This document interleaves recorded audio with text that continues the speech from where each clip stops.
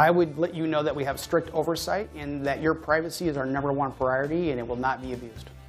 Tonight on NonStop Local News at 6, a change hitting the Walla County as the College Place Police Department moves to reactivate their flock camera system. Why the reversal and what other cities could be following suit. Let's get the phones out of the classrooms, let the teachers teach, let the kids learn. And after announcing a move to introduce a state no phones in school policy, Governor Ferguson making an appearance in the Tri-Cities. What was said about the controversial change? And as the weather heats up, wildfire risk increases. Why the Department of Fish and Wildlife says budget cuts could lead to a more dangerous fire season. And it's a terrific Thursday today. We have some better conditions ahead, but also seeing that fire danger increase over the weekend. NonStop Local at 6 starts now. Ava Wainhouse and meteorologist Siggy Soroka, bringing you the content that connects our community. You're watching NonStop Local at 6. Developing this evening, police in College Place are bringing back a tool they say has helped cut back on auto thefts, but it comes after new state restrictions changed how that technology can be used. Good evening. Thanks for joining us tonight. I'm Davis Rail, in for Ava Wainhouse. NonStop Local's Isaiah Bernal spoke with the College Place police chief about what the cameras are why the cameras are returning and what safeguards are now in place. Davis, the College Place Police Department plans to reactivate its 8 license plate reader cameras next week after shutting them down last November while the state was updating their flock camera laws. They say they now meet the new requirements and they're ready to get the system back online. The cameras capture license plate information and alert officers whenever a certain vehicle is connected to certain investigations. Under Washington's updated law, agencies can use the technology for felony and gross misdemeanor investigations, locating missing people, recovering stolen vehicles, and parking enforcement. The law also adds new restrictions, including limits on sharing data with federal agencies and certain out-of-state law enforcement partners. College Place Police Chief Troy Tamaris says despite those changes, the department believes the cameras remain one of the most valuable tools officers have. We've had a 72% reduction in auto theft in our community. Flock cameras and other license plate reader cameras throughout the state of Washington have solved homicides and other serious crimes. So it is definitely a game changer for our communities. Tamaris says officers must complete training before accessing the system and can only search the database when they have a legal reason to do so. The department also conducts audits to ensure officers are following the law. Meanwhile, here in Richland, the police department remains without its flock camera system after deactivating them in March. RPD tells me they're still reviewing the legislation, updating policies, and evaluating operational impacts before deciding when or if the cameras will return to service. Now, College Place Police say the camera program is funded through a state grant that expires in November. Tamaris says they still haven't decided if they're going to keep paying for the program once funding runs out, and that decision will likely be part of future budget discussions. Live in Richland, I'm Isaiah Bernal, NonStop Local. Thank you very much, Isaiah. Well, taking a live look over the Columbia tonight as we get prepared for the hot temps on the way. Let's send things over to Chief Meteorologist Sigmund Soroka now. So, Siggy, is it going to be fry an egg outside hot? I don't know about that hot, but maybe if you leave the skillet out on the blacktop, you could definitely start frying an egg. But we are going to be seeing temps get up to some uncomfortable temperatures here in the beginning of next week. Today, however, it is wonderful outside. Upper 70s, low 80s, feeling great across the board in the valleys close to the Cascades. We're a little cooler now, but we've really been warmer today than we have the last couple of days. Mid 70s in Ellensburg, back into the 60s in Cle Elum, but we're up in the 70s about an hour ago, dropping down to the upper 60s in the Blues. Meacham, 69 degrees there, but it's windy here in the Kittitas Valley. We have gusts up to 40 miles an hour. Everywhere else is going to stay pretty calm tonight. We'll see those winds persist until about 10, 11 p.m. and then really slow down throughout Friday morning, but pick back up tomorrow afternoon when we're even warmer and we're even drier across the board. So looking outside right now without the winds, thank goodness they're not elevated. We are seeing very dry conditions, relative humidities below 15%, in some locations below 20 for most everyone. And as we keep turning up the heat, Davis, we are going to continue to lose those relative humidities and really start to dry out at the surface. Thank you very much, Siggy. Well, in a safety alert this evening, as Washington enters an early wildfire season, budget cuts are threatening the state's ability to prevent them. That according to the Washington State Department of Fish and Wildlife. The department says prescribed burns and forest thinning from years past helped keep a recent lightning-caused fire in northeastern Washington just 1/10 of an acre. But future prevention work could slow dramatically. State lawmakers slashed WDFW's forest health budget by 80% last year, from $3 million just to $600,000. That funding was not restored in this most recent session. The agency warns it could be forced to lay off nearly 75% of its forest health team due to the cuts. Also new from the Washington Department of Fish and Wildlife today, if you plan on picking up a hunting or fishing license in person, leave your cash at home. WDFW offices are no longer accepting cash for license purchases starting today because of a new state law tied to the national phase-out of the penny. Credit cards, debit cards, and checks are now the only accepted forms of in-person payment at WDFW offices. Customers can still buy licenses online or through the agency's My WDFW and Fish Washington apps. Licensed dealers may still accept cash if they choose. Well, in a crime alert tonight, Richmond police are investigating the death of a toddler found in a backyard tent. Officers were called to a home on Camden Street Tuesday morning after a caller reported an unresponsive 1.5-year-old. When they arrived, they found the child's body in a tent behind the house and described the scene as a crime scene. The Benton County coroner confirms the child was under 2 years old. An autopsy has been performed, but Coroner Bill Leach couldn't release any information when we reached out today. A man seen leaving the area as officers arrived was later taken into custody. And Governor Bob Ferguson stopping by the Tri-Cities today, speaking about the K-12 cell phone ban. The governor making Away for the Day a top legislative priority.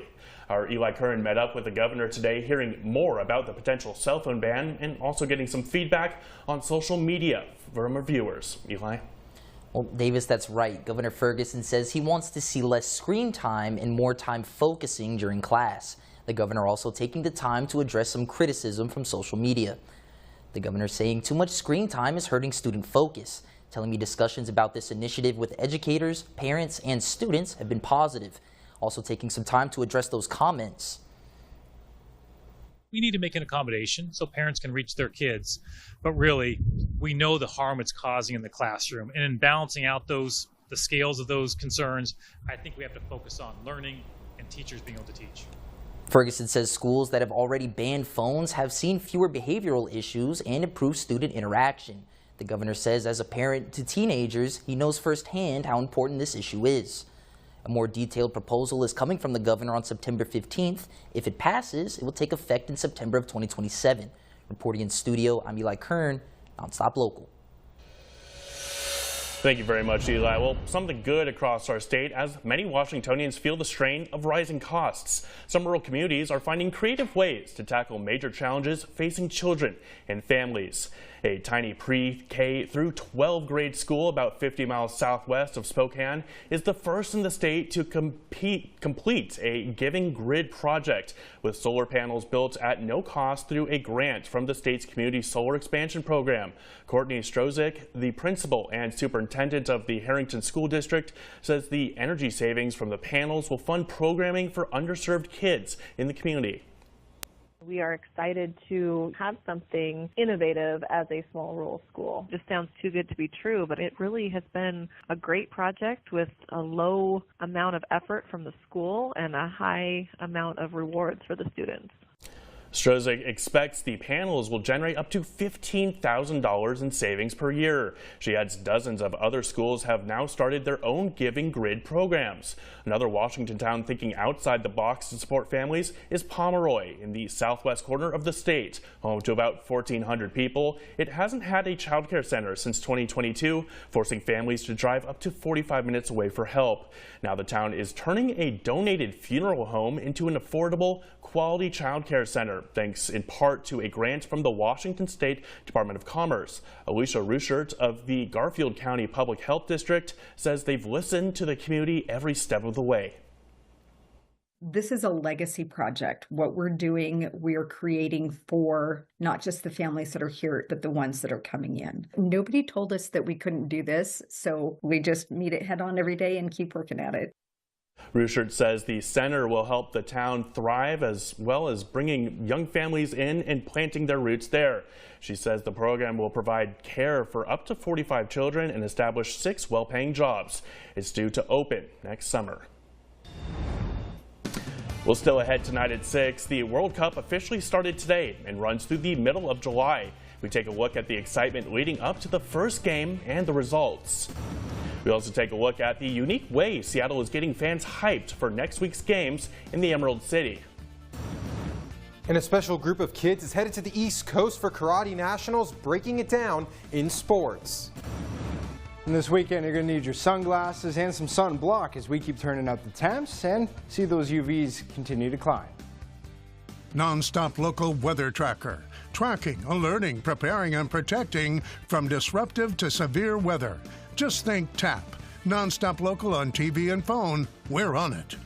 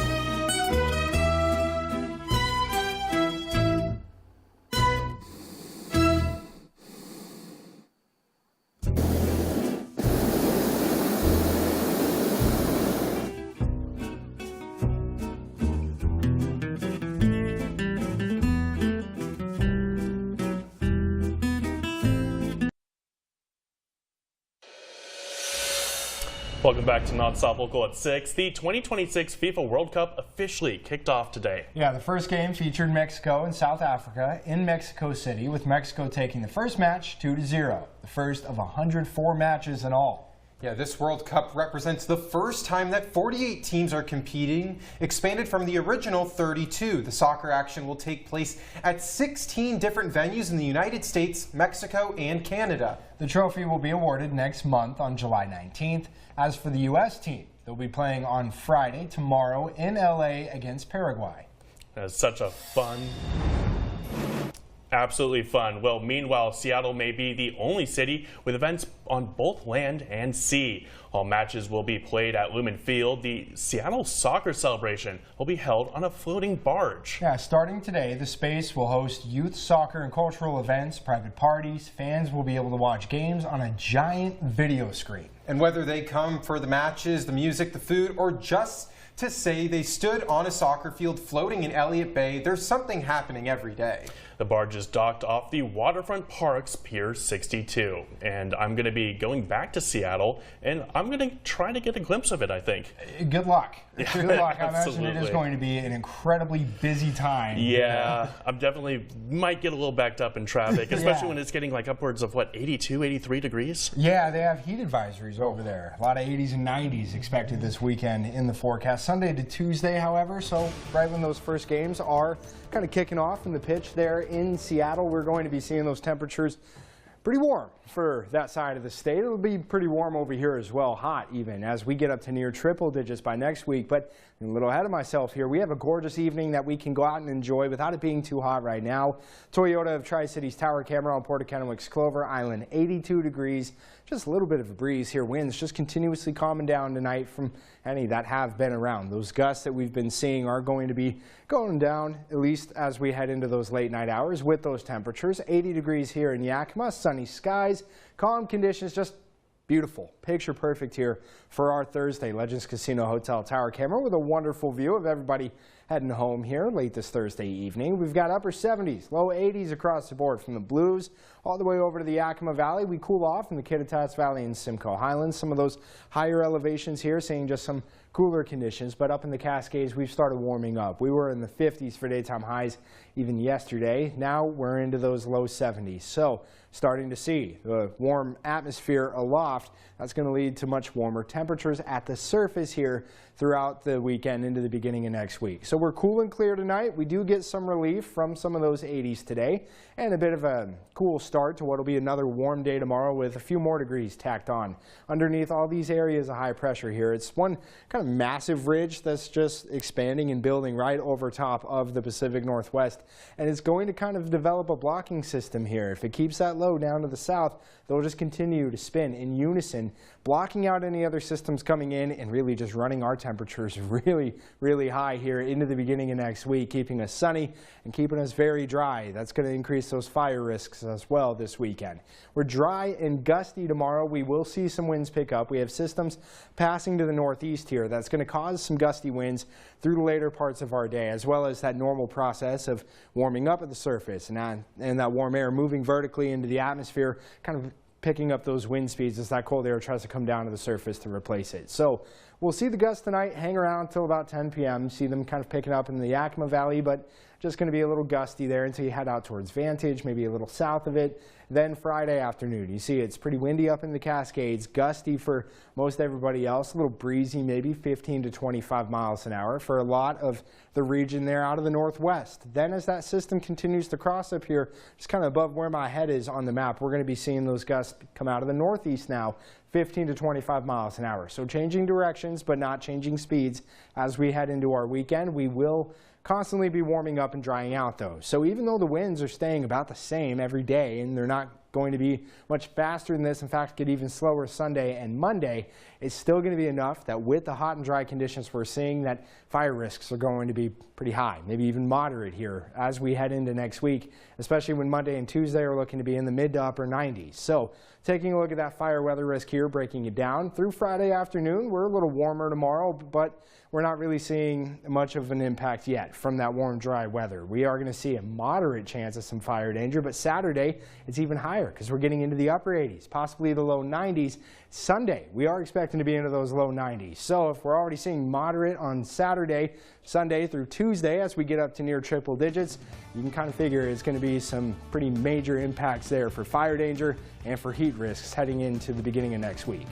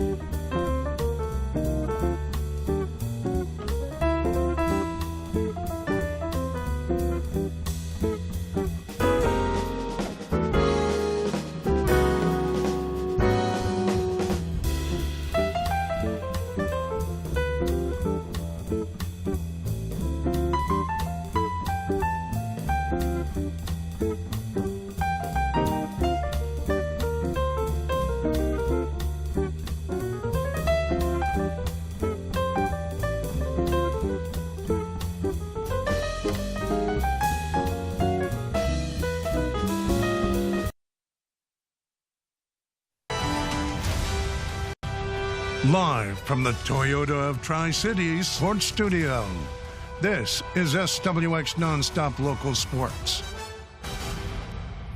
Well, Richland's very own Trinity Marshall's Arts Academy has 13 individuals invited to nationals to represent the Northwest in the AAU. Our intern James Wolf has the story.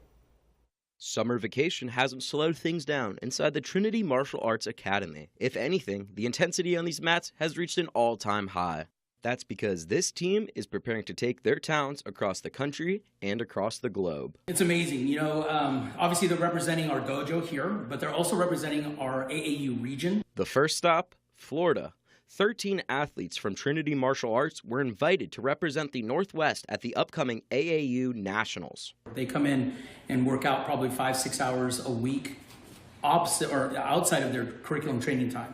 So they spend a lot of time in the dojo, and they're just great students. They work hard, they really do. They understand what it takes to get there now. Since some of them before, they've won it several times, and so they want to keep winning. So yeah. I would say I'm pretty amazed every single time that I get invited to nationals. It's a great feeling to be out of place with thousands of people there, and you get to compete against lots of athletes across the country. But the journey for these athletes doesn't stop in the Sunshine State. For two elite members of this dojo, the ultimate destination is much further from home. Representing us here in Romania, it's going to be a really cool trip for them, a new experience for them, and yeah, it's the biggest, one of the biggest stages in the world. So yeah, it's going to be fun. We're excited. From local mats to international spotlights, the mission remains exactly the same: discipline, respect, and bringing home the victory. Reporting for SWX, I'm James Wolf. Thanks, James. A super cool moment for these individuals as they continue this wonderful journey. Davis. Great job, James. Taking a live look over the Yakima Valley here at 6. When we come back, Siggy has a final look at your forecast.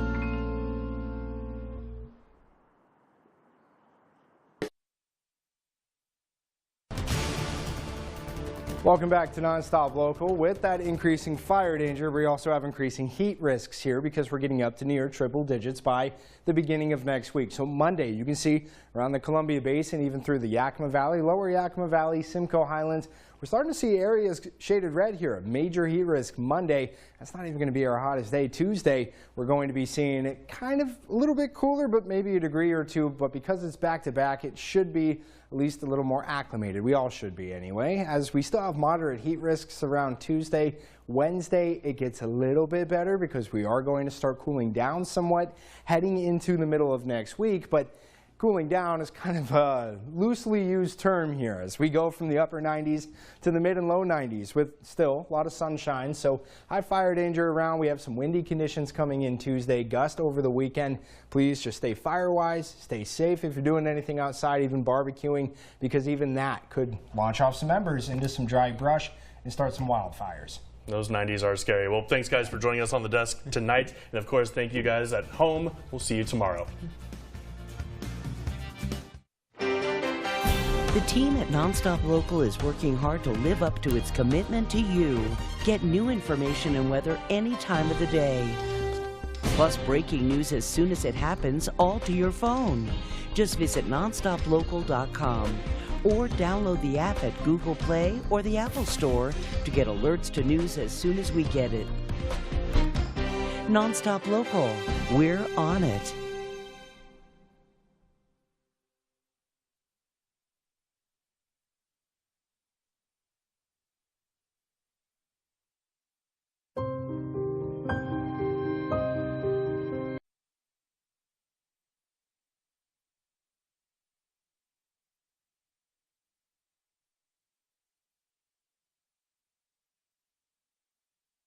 I would let you know that we have strict oversight and that your privacy is our #1 priority and it will not be abused.